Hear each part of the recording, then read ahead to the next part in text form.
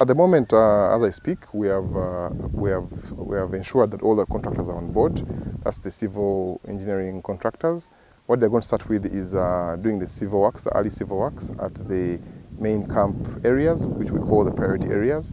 Why we call them priority areas is that when they are ready, the pipes can come in any time and be laid down at those areas. Trenching of the 30-meter corridor is similar to what is done in other, let's say, linear projects, for example, like the water projects. So trenching will not take us too long.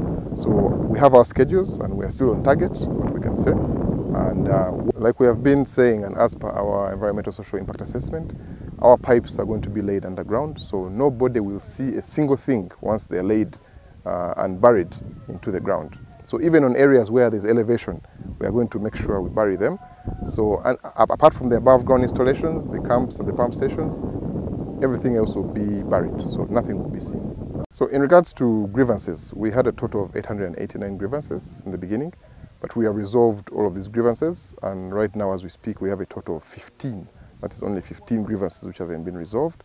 The challenges we have had have been the usual challenges on compensation projects. We've had people who don't have national IDs, we've had people who are squatters in areas, people who don't have identification, proof of ownership of land. But all of these we believe we have been able to resolve, and with the help of the districts, the district committees, they've been able to help us. Yes, we have some PAPs who are not 100% going to accept compensation. Right now, in terms of compensation, we have paid close to 83% of the 3,648 people, which is a big milestone. In terms of people who have signed and accepted the compensation, that's close to 93%. So the people who, let's say, we haven't yet completed, we are still in negotiations with them, and we shall continue having dialogue with them. With the support of civil society as well, we'll be able to resolve some of those issues.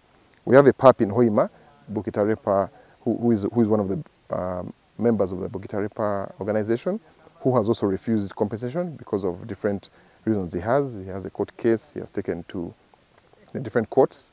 We are still in dialogue with them, and we hope civil society will also help us to dialogue with us in terms of resolving some of these grievances.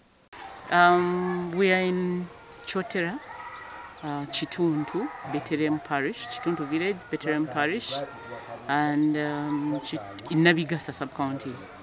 Chituntu Mosque is one of the mosques that was in the right-of-way of the East African crude oil pipeline, together with the tree, a very big tree that is very, very old.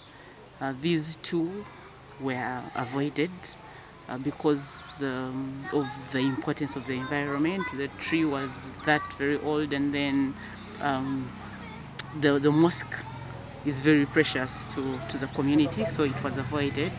Today, the team from Cisco decided to come and